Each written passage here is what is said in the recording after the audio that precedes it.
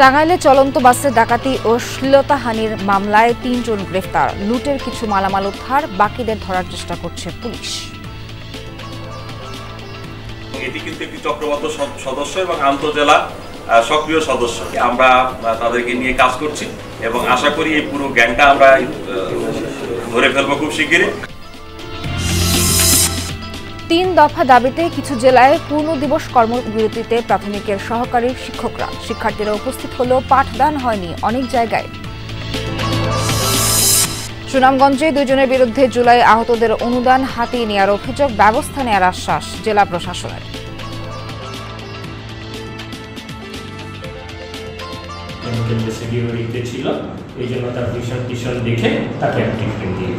যারা এই ভুল তথ্যের ভিত্তিতে এনলিস্টেড হয়েছে এবং সরকার ঘোষিত সুবিধা নিয়েছে, আমরা সেই সুবিধা ফেরত নেওয়ার জন্য মামলা করব।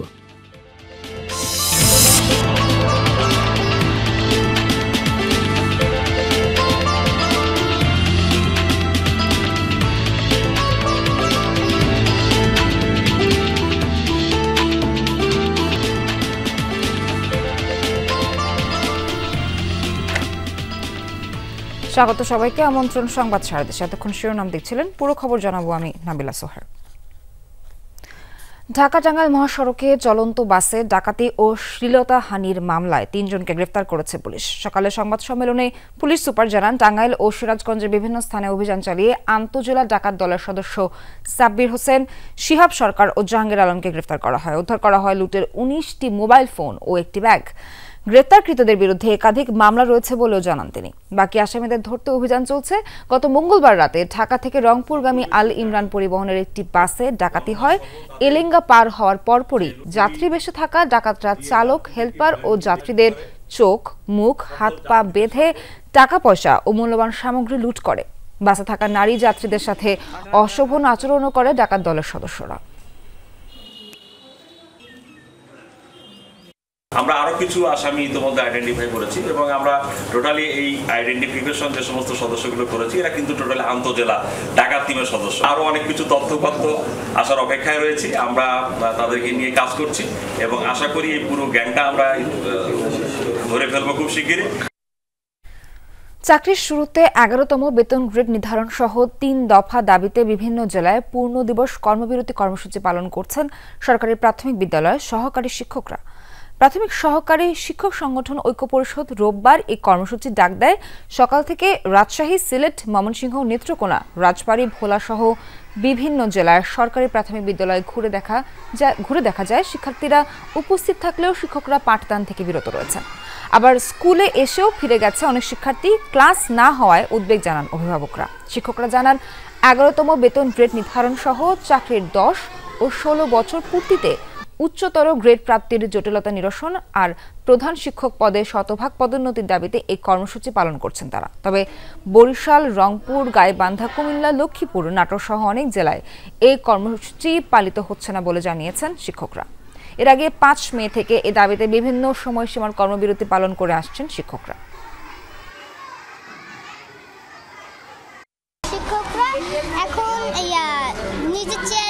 আছে কিন্তু আমাদের এখনো ক্লাস নেওয়ার টাইম হয়ে গেছে কিন্তু ক্লাস নিচ্ছে না। বাচ্চারা আসে বসে থেকে খেলে বেরিয়ে চলে যায় বাসায়, দিয়ে বাসায় যে বলে যে আম্মু ক্লাস হচ্ছে না, আপুরা ক্লাস দিচ্ছে না, ম্যাডামরা। জাতীয়ভাবে যেটা একটা আন্দোলন আছে, এটা একটা নৈতিক আন্দোলন। এই আন্দোলনের সাথে সহমত পোষণ করি এবং আমরা প্রত্যাশা করেছিলাম এটা আন্দোলন পর্যন্ত আসবে না। শিক্ষকদের 10ম গ্রেডের দাবি ছিল সহকারী শিক্ষকদের, সেখান থেকে তারা তো সরে এসছে, 11তম গ্রেডে মনোনিবেশ করেছে, স্থির করেছে। দর্শক, এ বিষয়ে সিলেটের সবশেষ আপডেট জানাবো। সহকর্মী নাবিল হোসেন যুক্ত আছেন আমাদের সঙ্গে। নাবিল, শিক্ষকরা আর কি দাবি উত্থাপন করছেন, আর ক্লাস যে হলো না এই নিয়ে শিক্ষার্থী অভিভাবকরা কি বলছেন, তাদের মতামত কি? দেখুন, সকাল থেকেই মূলত 4 দফা যে দাবি, সেই দাবিতে সারা দেশের মতো সিলেটের প্রাথমিকের যে বিদ্যালয়গুলো আছে সেই বিদ্যালয়গুলোতে আমরা দেখেছি যে শিক্ষকরা কর্মবিরতি পালন করছেন এবং এতে করে সকাল থেকেই মূলত পাঠদান বন্ধ রয়েছে। বিদ্যালয়ের অন্যান্য কার্যক্রম চললেও আমরা দেখেছি যে শিক্ষক এবং শিক্ষার্থী উভয়ই আসলে বিদ্যালয়ে আসছেন, কিন্তু পাঠদান বন্ধ রয়েছে। এবং এতে করে আপনি যেমনটি জানতে চেয়েছেন, আসলে অভিভাবকরা বা শিক্ষার্থীরা যেটি বলছেন যে দ্রুত সময়ের মধ্যে শিক্ষকদের যে দাবি, সেই দাবি পূরণ করে তাদের যাতে ক্লাসে ফেরানো হয়, সেই কথা আমরা অভিভাবকদের কাছ থেকে শুনছিলাম। আর শিক্ষকরা যেটি বলছেন, তারা মূলত ক্লাসে যেতেই আসলে এই বিদ্যালয়ে এসেছেন, তারা এইভাবে কোনো কর্মসূচি থাকতে চান না, তাই তারা সরকারের প্রতি দ্রুত তাদের দাবির পূরণের আহ্বান জানিয়েছে। এবং তারা বলছেন যে হুট করেই যে তাদের আজকের এই কর্মসূচি তেমনটি নয়, তারা এর আগে 1 ঘন্টা, এরপরে 2 ঘন্টা তারা আসলে এই যে পাঠদান বন্ধ রেখে তাদের কর্মসূচি পালন করেছিলেন, তবুও সরকার তাদের দাবি না মানায় তারা মূলত বাধ্য হয়ে এই পূর্ণ দিবস কর্মবিরতি তাদের যেতে বাধ্য হয়েছেন। পাশাপাশি আরেকটি কথা বলি, সেটি হচ্ছে যে যেহেতু শিক্ষকরা মূলত পাঠদানে নেই, ফলে সকাল থেকে আমরা দেখেছি যে স্বাভাবিক দিনের চেয়ে আজকে শিক্ষার্থীদের উপস্থিতি বন্ধ, কারণ গতকালই যেহেতু কর্মসূচি ঘোষণা করা হয়েছিল। যারা এসেছেন তারা মূলত আসলে ক্লাসে বা ক্লাসের বাইরে তাদের নিজেদের মতো করে আসলে সময় কাটাচ্ছেন, যেহেতু প্রাথমিকের শিক্ষার্থীরা সবাই আসলে খেলাধুলায় মনোযোগী। এবং শিক্ষকরা যারা আছেন তারা পাঠদান না করে তারা তাদের যে মিলনায়তন আছেন শিক্ষকদের, সেখানেই তারা তাদের মতো করে আসলে দাপ্তরিক অন্যান্য যে কাজ, সেই কাজগুলো করছেন। তবে শিক্ষকরা বলছেন তারা আসলে এভাবে শ্রেণীকক্ষের বাইরে থাকতে চান না, তারা দ্রুত সময়ের মধ্যে ক্লাসে ফিরতে চান, শিক্ষার্থীদের সাথে পাঠদানের সম্পর্কে আবার তারা দ্রুত ফিরতে চান। সেজন্য তারা আহ্বান করছেন দ্রুত সময়ের মধ্যে তাদের 11তম যে গ্রেড সহ অন্যান্য যে 4 দফা যে ন্যায্য দাবি, সেই ন্যায্য দাবি যাতে পূরণ করা হয়। নাবিল জানাচ্ছিলেন পরিস্থিতির কোনো রকম অগ্রগতি হয়নি। ধন্যবাদ আপনাকে।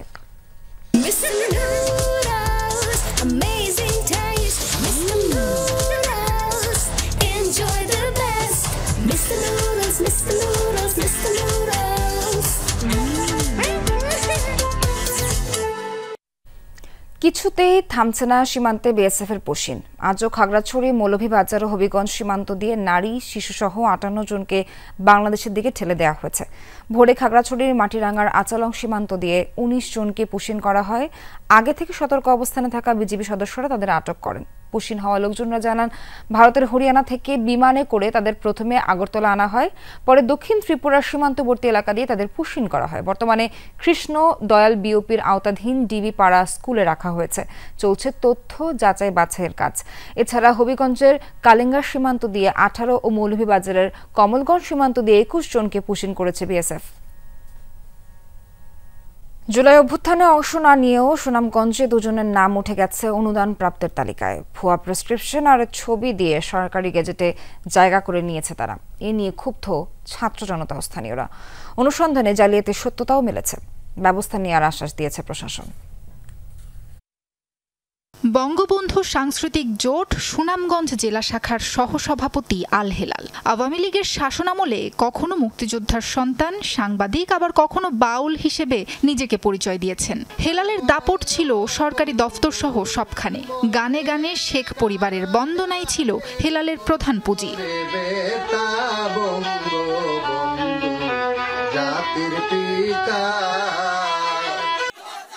অথচ 5 আগস্ট পট পরিবর্তনের পর ভোল পাল্টে জুলাই যোদ্ধা হিসেবে সেই আল হেলাল নাম লিখিয়েছেন আহতদের তালিকায়। চোখে আঘাত দাবি করে 3 মাস পর স্থানীয় একটি বেসরকারি হাসপাতালের প্রেসক্রিপশন হাতিয়ে নিয়েছেন। পেয়েছেন 1 লাখ টাকার সরকারি অনুদান। 3 মাস পর ওনার মালিক পক্ষের চাপের কারণে আমি ব্যাক ডেটে আমি ওনার থেকে সার্টিফিকেট দিতে বাধ্য হয়েছি। রেজিস্টারে এন্ট্রি নাই, তারপরে আপনার কোনো স্লিপ দেওয়া হয় না। এটার মধ্যে হয়তো বা আজিজুল হক সাহেবের সাথে ওনার কোনো যোগসাজশ কইরা আপনার এই প্রেসক্রিপশনটা উনি নিচ্ছে। জুলাই যোদ্ধা বনে যাওয়ার পর হেলালের সুপারিশে কপাল খুলে যায় আরেকজনের। একই হাসপাতালের ব্যবস্থাপত্রে অনুদান পেয়েছেন ভুইফোর রাজনৈতিক কর্মী আফতাব উদ্দিন। এতদিন পর তথ্য প্রমাণ যাচাই করে চিকিৎসকরা বলছেন আফতাব কোনোভাবেই জুলাই আন্দোলনের ভিকটিম নন। আমি দেখছি তার ভিশন ঠিক আছে, কনজেক্টিভাল কেমোসিস ছিল, কেমিক্যাল রেসিডিউরিতে ছিল, এই জন্য তার ভিশন দেখে তাকে ট্রিটমেন্ট দিয়ে দিয়েছে। প্রথমত ডাক্তার দেখলো, দ্বিতীয়ত ওনাকে একটাই ট্রিটমেন্ট দিছে, স্যালাইন ওয়াশ, ভিতরে ময়লা টয়লা আসছিল এটা বের করে দিছে। এই ছাড়া আর কোনো ট্রিটমেন্ট আমরা ব্যান্ডেজ বিভিন্ন দেখে নিই। অভিযুক্ত দুজনই সম্প্রতি নাম লিখিয়েছেন জাতীয়তাবাদী বাউল দলে। জেলা শাখার যুগ্ম আহ্বায়ক ও সদস্য সচিব পদ পেয়েছেন তারা। জালিয়াতির বিষয় জানতে একাধিকবার যোগাযোগ করার চেষ্টা করেও সাড়া মেলেনি দুজনের। জুলাই যোদ্ধার পরিচয় প্রতারণার এই ঘটনায় ক্ষুব্ধ প্রকৃত আন্দোলনকারীরা। আমি যে জায়গাতে ছিলাম আন্দোলনে, এই আন্দোলনে আমার চোখে পড়েনি আসলে। প্রকৃত যোদ্ধা যারা আছে তারা তাদের প্রাপ্য সম্মানীয় এবং মর্যাদা পাও, এর বাইরে যেন কেউ না পায়। কিন্তু আমাদের প্রশ্ন হচ্ছে যে ওনারা কিভাবে লিগ্যাল ডকুমেন্টসগুলো কালেক্ট করলেন, যে মেডিকেল সার্টিফিকেটগুলো কিভাবে ওনারা করলেন, এটা যাতে তদন্ত করা হয়। আর আমরা চাই না কোনো দোষরকে পুনর্বাসন করে জুলাইকে কলঙ্কিত করা হোক। বিষয়টি তদন্ত করে ব্যবস্থা নেওয়ার আশ্বাস দিলেন জেলা প্রশাসক। আন্দোলনের যারা সদস্য আছে তাদের কাছ থেকে শোনার পরে আমরা এই বিষয়গুলো অনুমোদিত করি। এইখানে অন্য কোনো কারোর মতামত নেওয়া হয় নাই। যারা এই ভুল তথ্যের ভিত্তিতে এনলিস্টেড হয়েছে এবং সরকার ঘোষিত সুবিধা নিয়েছে, আমরা সেই সুবিধা ফেরত নেওয়ার জন্য মামলা করব। তদন্তের পর শুধু গেজেট বাতিল নয়, আইনানুগ ব্যবস্থা নেয়ার দাবি আন্দোলনকারী শিক্ষার্থীদের। সাবরিনা লিজা, যমুনা নিউজ। সরকারি সংস্কার কাজে বাধা দিলে জনগণই তার বিকল্প খুঁজে নেবে, এমনটাই মন্তব্য করেছেন জাতীয় নাগরিক পার্টির দক্ষিণাঞ্চলের মুখ্য সংগঠক হাসনাত আব্দুল্লাহ। সকালে চট্টগ্রামের 2 নম্বর গেট বিপ্লব উদ্যানে দ্বিতীয় দিনের মতো জুলাই হত্যার বিচারের দাবিতে জনমত আর জন আকাঙ্ক্ষা গড়তে পথসভার আয়োজন করে দলটি। সেখানে এনবিআরকে দুর্নীতির আতুর ঘর বলে মন্তব্য করেন হাসনাত। অভিযোগ করেন, এখন যে সচিবালয়ের কর্মকর্তারা আন্দোলন করছেন তারাই 5 আগস্টের আগে বিগত সরকারকে সমর্থন দিয়েছিল। এছাড়া রাষ্ট্র সংস্কারে বাধা দেওয়া হলে জনগণকে সাথে নিয়ে তা প্রতিহত করা হবে বলেও হুঁশিয়ারি দেন তিনি। দুর্নীতির আতুরঘর হিসেবে পরিচিত হয় সেটা হচ্ছে এনবিআর। শক্ত ভাষায় বলতে চাই, 5 আগস্ট পর্যন্ত আমরা দেখেছি যদি হাসিনা না পড়তো, যদি ফ্যাসিবাদ সরকার টিকে যেত, আবার ঠিক কিন্তু আপনারা এই ফ্যাসিবাদী সরকারের পদলেহন করে, এই আওয়ামী লীগ সরকারের পদলেহন করে কিন্তু আপনারা আবার চাকরি করতেন। নাটোরে আগুনে পুড়েছে একটি পর্দা ও বেডিং এর দোকান, তবে এতে কেউ হতাহত হয়নি। সকালে শহরের আলাইপুরে পর্দা গ্যালারি নামে দোকানে এই ঘটনা ঘটে। ফায়ার সার্ভিস জানায় সকাল 11টার দিকে দোকানটিতে আগুনের সূত্রপাত ঘটে। খবর পেয়ে ঘটনাস্থলে গিয়ে প্রায় 1 ঘন্টার চেষ্টায় আগুন নিয়ন্ত্রণে আনে ফায়ার সার্ভিস। প্রাথমিকভাবে ধারণা করা হচ্ছে বৈদ্যুতিক শর্ট সার্কিট থেকে আগুনের সূত্রপাত। তাৎক্ষণিকভাবে জানা যায়নি ক্ষয়ক্ষতির পরিমাণ। বিএনপি মহাসচিব মির্জা ফখরুল ইসলাম আলমগীরের নামে ভুয়া ফেসবুক ও হোয়াটসঅ্যাপ আইডি খুলে প্রতারণার অভিযোগে গ্রেফতার 2 জনের রিমান্ড মঞ্জুর করেছেন আদালত। রোববার সন্ধ্যায় ঠাকুরগাঁওয়ের চিফ জুডিশিয়াল ম্যাজিস্ট্রেটের আদালত তাদের রিমান্ড মঞ্জুর করেন। এর আগে একই দিনে শাকিল আহমেদ নামের একজনকে নীলফামারীর ডিমলা থেকে গ্রেফতার করা হয়। তার আগের দিন টাঙ্গাইলে ধরা পড়ে হায়দার রহমান জয় নামে আরেকজন। পুলিশ জানায়, কিছুদিন আগে মির্জা ফখরুল ইসলাম আলমগীর ও তার ছোট ভাই মির্জা ফয়সাল আমিনের নামে ভুয়া ফেসবুক ও হোয়াটসঅ্যাপ আইডি খোলে তারা। পরে সেই আইডি থেকে বিভিন্ন ব্যক্তিকে বিএনপির কমিটিতে পদ ও মনোনয়ন পাইয়ে দেওয়ার প্রলোভন দেখিয়ে চাঁদা দাবি করে। এ বিষয়ে বিএনপির কয়েক নেতা অভিযোগ করলে তদন্তে নামে পুলিশ।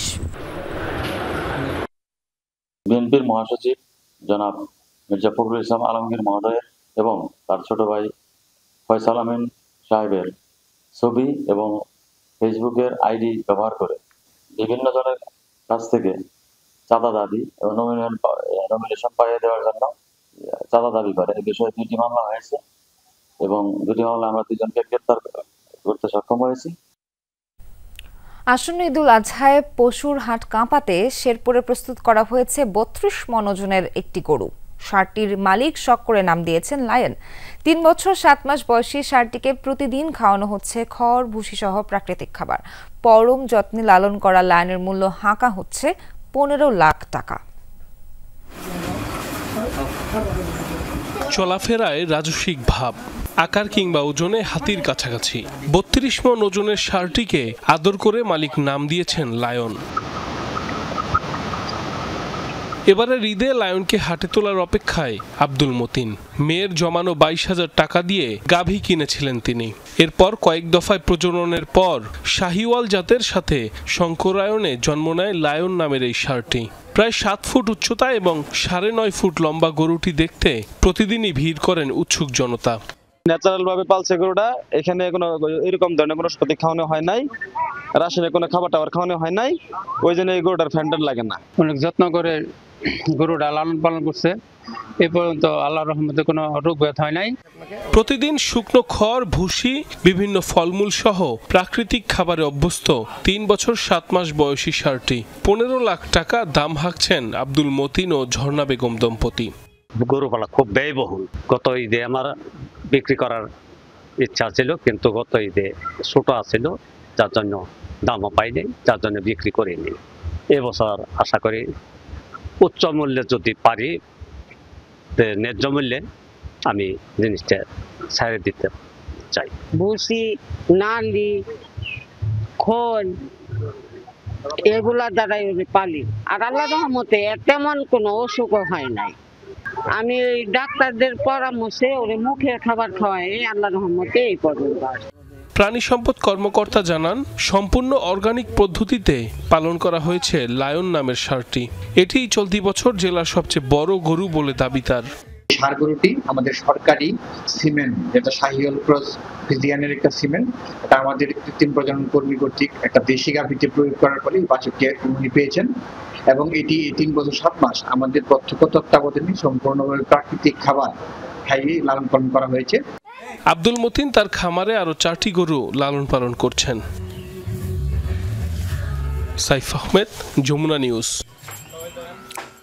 সুনামগঞ্জের টাঙ্গুয়ার পাড়ে যমুনা ইলেকট্রনিক্সের শোরুম উদ্বোধন করা হয়েছে। সকালে জেলার বাতাঘাট বাজারের কলেজ রোডে জেলার প্রথম এক্সক্লুসিভ শোরুমটি উদ্বোধন করেন যমুনা ইলেকট্রনিক্স অ্যান্ড অটোমোবাইলের এজিএম রাজীব চন্দ্র সাহা। এ সময় তিনি বলেন, বাতাঘাট বাজারের শোরুম উদ্বোধনের মধ্য দিয়ে হাওড়ের প্রত্যন্ত অঞ্চলের মানুষের কাছে যমুনার পণ্য সেবা পৌঁছে দেওয়ার চেষ্টা অব্যাহত থাকবে। পরে একটি আনন্দ র্যালি অনুষ্ঠিত হয়। অনুষ্ঠানে উপস্থিত ছিলেন যমুনা ইলেকট্রনিক্সের zonal manager Nazmul Alam, Bataghat showroom dealer Akkas Mia সহ বাজারের অন্যান্য ব্যবসায়ীরা। যমুনা ইলেকট্রনিক্সের পণ্য এই প্রত্যন্ত অঞ্চলে জনসাধারণের হাতে পৌঁছে দেওয়াই হলো যমুনার ইলেকট্রনিক্সের মূল লক্ষ্য। এখানে যমুনা ইলেকট্রনিক্সে টিভি, ফ্রিজ, এসি ক্রেতা সাধারণের সাধ্যের মাঝে আমরা তাদের হাতে পৌঁছে দিই।